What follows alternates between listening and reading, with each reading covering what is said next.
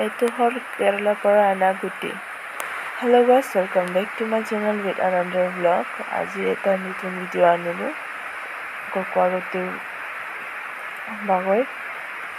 আজি আমি ককোৱা পুলি ৰুম তাৰ বিষয় আৰু এইকেইটা কেৰেলাৰ গুটি। বাহিৰৰ পৰা অনা গুটিৰ গছটোৱে বহুত বেলেগ হয়, ডাঙৰ ডাঙৰকৈ হয়। আমাৰ লোকেলৰ কৰি বহুত ভাল হয়, সেইটোৰ কাৰণে আমি কেৰেলাৰ পৰা অৰ্ডাৰ দি অনা হৈছে। এটাতে অকণমান সৰহকৈ থাকে, আমাৰ লোকেলত যিমান থাকে ইমানৰ পৰা বেছিকৈ থাকে আৰু গুটিখন ডাঙৰ ডাঙৰ হয় আৰু গছ পুলিখনো মজবুতকৈ ডাঙৰ ডাঙৰে হয় ভালকৈ আমাৰ লোকেলৰ পৰা।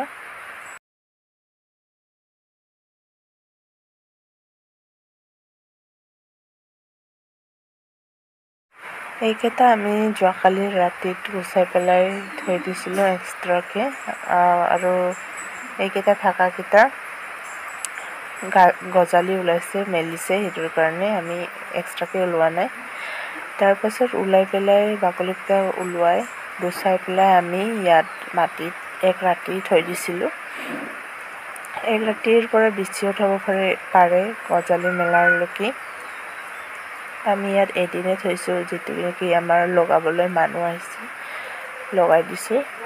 লগোৱা টাইমত আমি উঠাই পেলাই লগাম গুটিখন। যিটো নেকি গুটিটো অহাটো বহুত দিন লাগে, সেইটোৰ বাবে আমি আগতীয়াকৈ মাটি ভৰাই থৈছিলোঁ পলিথিনত।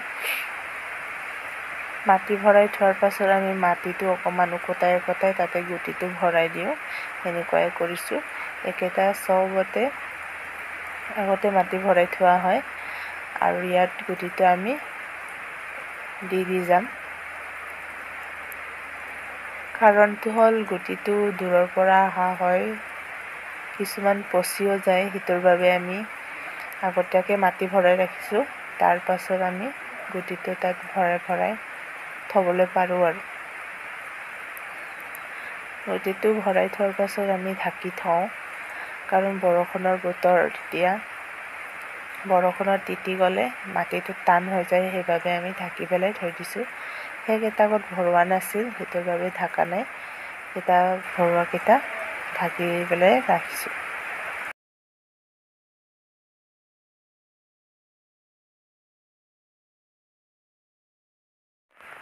আৰু এইকেইটা আমাৰ গছকেইটা 2 বছৰ হ'ল, ফুল আহিছে।